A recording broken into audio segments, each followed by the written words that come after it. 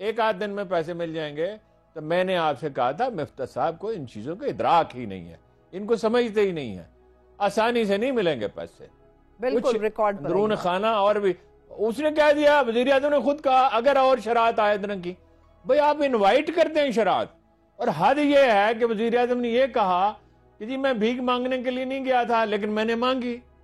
फिर ये कह दिया कि हम बेगर्स को, कोई भिखारियों का कोई चॉइस नहीं होता। जय हिंद दोस्तों, स्वागत है आपका हमारे चैनल पर एक और लेटेस्ट वीडियो में। दोस्तों, पाकिस्तान की आईएमएफ के साथ अब कोई भी बात बनती हुई नजर नहीं आ रही है, और जिस तरह से आईएमएफ ने पाकिस्तान के सामने जो शर्तें रखी है तो उससे अब दोस्तों पाकिस्तान में बिल्कुल बुरी तरह से मातम छा गया है।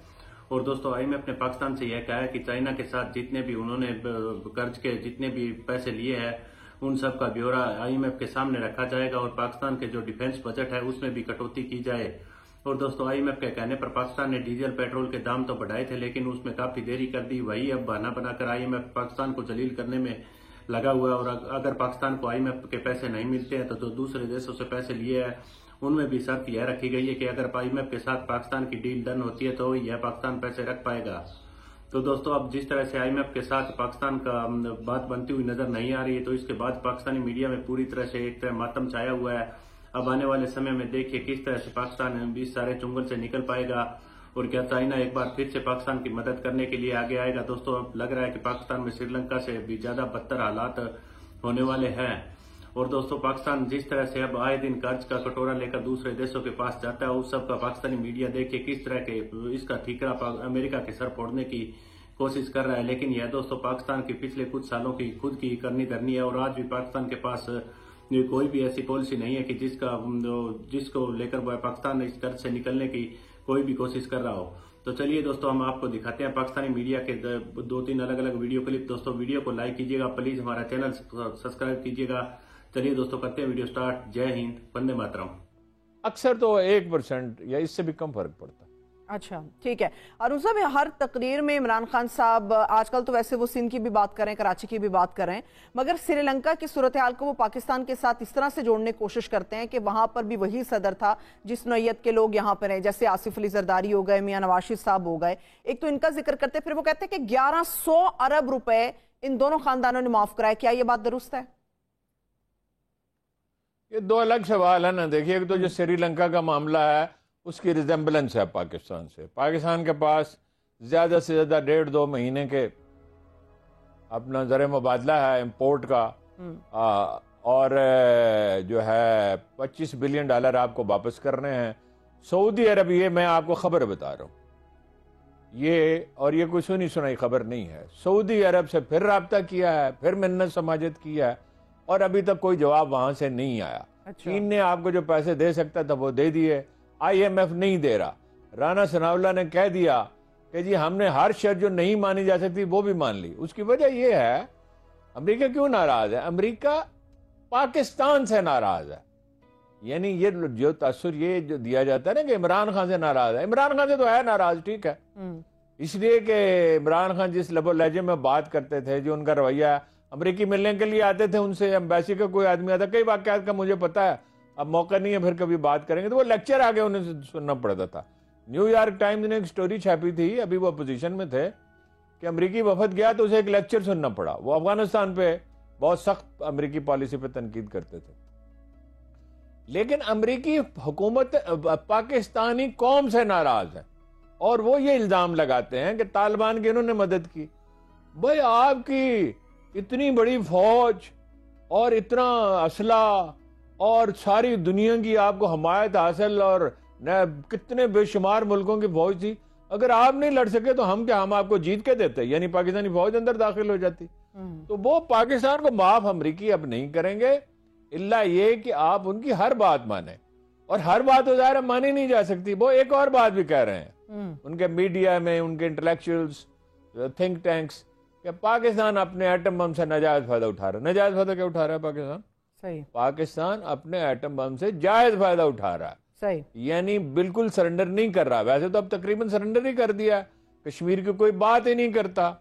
यानी जहां तक मुझे याद है, सैयद अली गिलानी की अमरीकी भारतीय वजीर खारजा सुषमा स्वराज पे तो ट्वीट किया अपना मरियम साहिबा ने, और नवाज शरीफ साहब ने, और सभी ने, नून लीग के लीडरों ने, अली गिलानी पे नहीं किया था कोई यानी ताज़ियत बयान भी नहीं दिया था, कश्मीर का जिक्र ही नहीं करते, सिरे से नाम ही नहीं लेते इंडियन मुसलमानों पे जो जुल्म होता है। लेकिन बहरहाल बिल्कुल सरेंडर तो नहीं कर सकते ना कि उसकी बालादस्ती मान ही लें, उसका ऐलान तो नहीं कर सकते। फिर इसराइल को नहीं मान रहा पाकिस्तान जी, इमरान खान तो बिल्कुल ही नहीं मान रहे थे, ये मानना चाहते हैं अब मगर मान नहीं सकते, तो वो तो ये मसला तो रहेगा इसी तरह। अच्छा ठीक है हारून साहब, मुझे ब्रेक पर जाना है मगर उससे पहले मैं जल्दी जल्दी नहीं से एक पैसे सवाल का देंगे। जवाब लेना मैंने चाहूंगी। आपसे जिस दिन मिफ्ता साहब ने ऐलान कर दिया था एक आध दिन में पैसे मिल जाएंगे, तो मैंने आपसे कहा था मिफ्ता साहब को इन चीजों का इदराक ही नहीं है, इनको समझते ही नहीं है, आसानी से नहीं मिलेंगे पैसे। बिल्कुल रिकॉर्ड पर अंदरून खाना और भी उसने कह दिया, वजीर आजम ने खुद कहा अगर और शरात आए दिन की, भाई आप इनवाइट करते हैं शरात। और हद ये है कि वजीर आजम ने यह कहा कि जी मैं भीख मांगने के लिए नहीं गया था लेकिन मैंने मांगी। फिर ये कह दिया कि हम बेगर्स को, कोई भिखारियों का कोई चॉइस नहीं होता। फिर उससे आगे बढ़ के जब ख्वाजा आजम डिफेंस मिनिस्टर, उन्होंने ये कह दिया कि हमारी जिंदगी और मौत का इन्हिसार ही अमेरिका पे है। सही।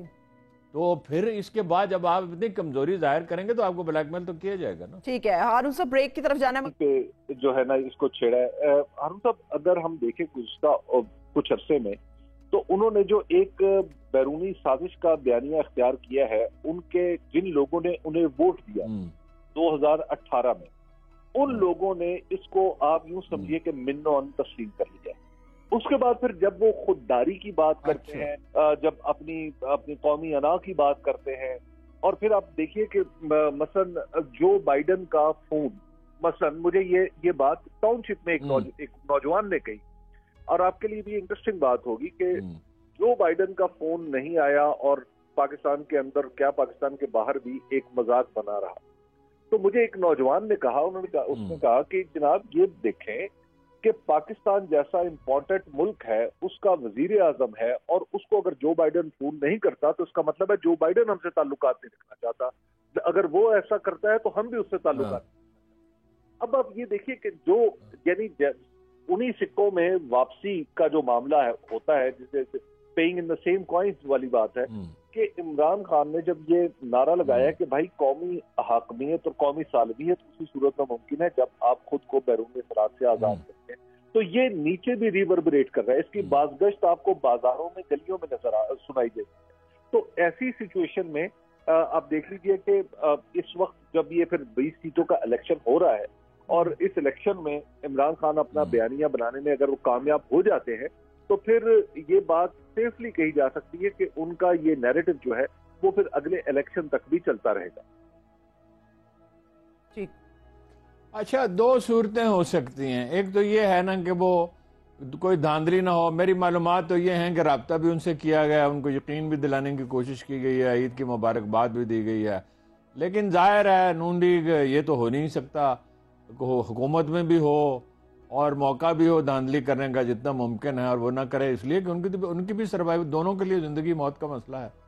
लेकिन फर्ज कीजिए दो सूरतें मुमकिन है। एक ये है कि by and large fair election हो जाए, बड़ी हद तक आज़ाद शफाफ इलेक्शन हो जाए, और इमरान खान जीत जाए, तो क्या होगा?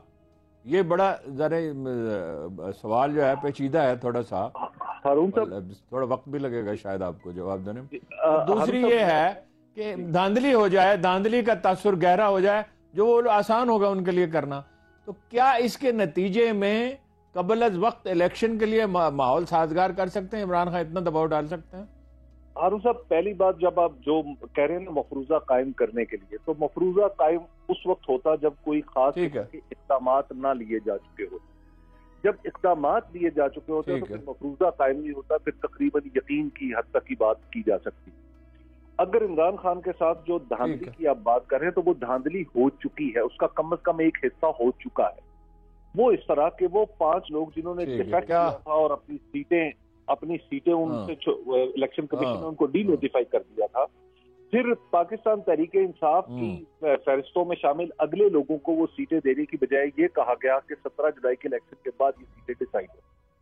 ये इतनी ब्लैटेंट इलीगैलिटी है कि जिसके ऊपर खुद हमारी आला अदलिया भी हैरत से दंग रहे, और उन्होंने कहा कि ये कौन से कानून के मुताबिक इलेक्शन कमीशन ने ऐसा किया, ये सवाल उठा। अब जब इलेक्शन कमीशन जो इस इस इलेक्शन का सबसे बड़ा अंपायर है, उसने एक ऐसी सरीह मतलब सरीह नाइंसाफी कर दी है अपने एक्शन से, तो अब आप क्या कह सकते हैं कि क्या आइंदा आगे चल के वो बेहतरी होगी? अगर तो उसका रिलीफ खुद इलेक्शन कमीशन दे देता तो चलिए एक बात भी थी, उसका रिलीफ भी तो अदालत में जाके मिला ना। तो और इलेक्शन कमीशन के कहीं को रिमोर्स, कहीं को पछतावा, कहीं को गलती का एहसास नजर नहीं आ रहा। तो लिहाजा धांधली का जो आप कह रहे हैं ना कि मैं एक प्रीमाइज कायम कर लूं, मुझे माफ कीजिएगा कि मैं ये मफरूजा कायम नहीं कर सकता। मैं समझता हूँ कि धांधली का एक हिस्सा हो चुका है। दूसरा जो आपका सवाल, धांधली तो होगी, वो जीत जाएंगे। फर्ज कीजिए वो 13-14 सीटें जो उन्हें दरकार हैं वो नून लीग ले लेती है, या 10 से 11 जितने भी दरकार है। हारून साहब, और फिर क्या वो इतना दबाव डाल सकेंगे इमरान खान के इलेक्शन तक ले जाएं? हारून साहब, इलेक्शन कराना दबाव डाल चुके हैं। इमरान खान का जो नैरेटिव है वो इस हुकूमत के ऊपर दबाव डाल चुका है। यही वजह है, अभी आप अपनी गुफ्तगू में जिक्र कर रहे थे कि वज़रा इस्तीफा दे रहे हैं इलेक्शन कैंपेन चलाने की, क्या ये दबाव की अलामत नहीं है? दूसरी बात यह है कि 20 नशिस्तें आप कभी ऐसा आपको शायद आपका हाफजा मुझसे बेहतर है, मेरे इल्म में तो ऐसा कोई वाकया ही नहीं है। एक आध वजीर कोई मुस्तफी हो सकता है, लेकिन 4 वजीरों का मुस्तफी होना और पेट्रोल सादिक साहब, यहाँ कैपिटल में तो इतला यही है कि पेट्रोल सस्ता करेंगे, फिर बाद में फिर महंगा कर देंगे। अयाज सादिक साहब हैं, ख्वाजा सलमान रफीक हैं, तो अलल ऐलान उनके तो इस्तीफे बिल्कुल सामने आ चुके हैं। ठीक है, अब 2 इस्तीफे, चलिए हम 2 इस्तीफे मानते हैं।